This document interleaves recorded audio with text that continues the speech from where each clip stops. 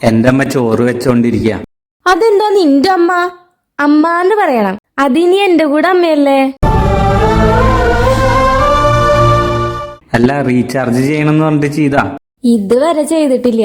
Recharge ചെയ്യണമെങ്കിൽ ഞാൻ കടയ്ക്ക് പോണം, കടക്കാരന് എന്റെ നമ്പർ കൊടുക്കണം, അയാളുമായിട്ട് സംസാരിക്കണം.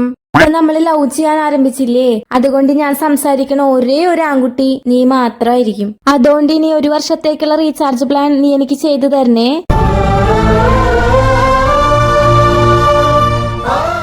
എടി, നീ എന്താ ചെയ്യുന്നേ? ഞാനിപ്പോ വെള്ളം കുടിച്ചോണ്ടിരിക്കുക. അയ്യോ, നോക്കി കുടിക്ക്, ഇല്ലെങ്കിൽ ശിരസി കയറും.